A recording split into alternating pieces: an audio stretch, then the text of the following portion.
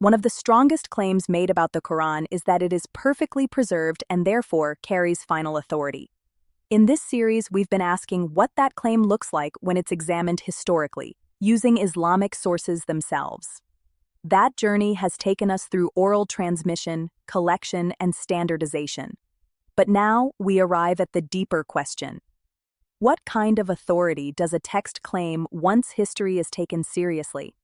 Even if you haven't seen the earlier videos, everything you need to follow this discussion is right here.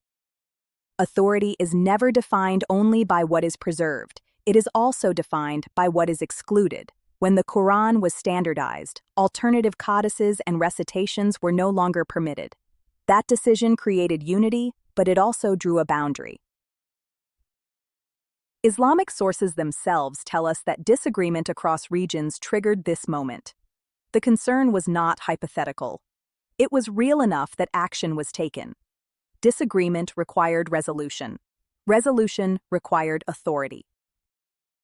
Before standardization, authority rested in revelation as it was recited, remembered, and transmitted. After standardization, authority rested in a defined textual form.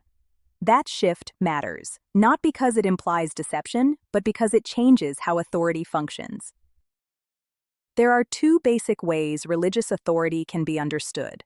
One is mechanical, perfect uniformity, no visible development, no human mediation. The other is providential, truth preserved through history, even as it passes through human hands. Islam's claim to authority is tightly bound to mechanical preservation. The Quran is not simply inspired, it is believed to be the direct, uncreated speech of God, perfectly preserved. That makes history more than background, it becomes a test. This pressure increases when we consider what the Quran itself says about earlier scriptures. The Quran speaks of the Torah as revelation from God, describing it as guidance and light, Surah Al-Ma'idah 5:44. It speaks of the gospel given to Jesus as guidance and light as well, Surah Al-Ma'idah 5:46. And it instructs the people of the gospel to judge by what God has revealed within it, Surah Al-Ma'idah 5:47. These verses create a historical tension that cannot be avoided. If the Torah and the Gospel were reliable when the Quran affirmed them, as it does in Surah Al-Ma'idah, then the Quran stands in tension with their central teachings about Jesus, salvation, and the nature of God. But if those scriptures were already corrupted, then the Quran appeals to and commands judgment by texts that could no longer function as guidance. Either way, authority is under strain, not because of polemics, but because of the Quran's own claims. This is why preservation matters so deeply in Islam. The Quran presents itself not as a commentary on earlier scripture, but as a confirmation of it, Surah Al-Imran 3.3. That means its authority is bound tightly to the reliability of revelation itself. When preservation is reduced to a slogan, authority appears simple. When the Quran's own claims are taken seriously, authority becomes a harder question. Notably, the Quran never claims that the Torah or Gospel were textually corrupted at the time these commands were given.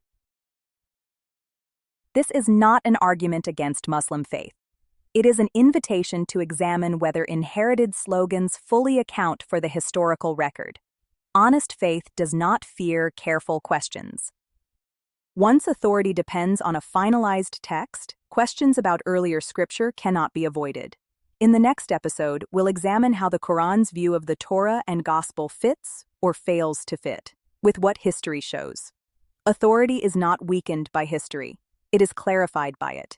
And any claim to divine truth should be able to withstand examination, not be protected from it. If you're ready to learn, grow, and speak truth in love, join us, subscribe now. The conversation starts here.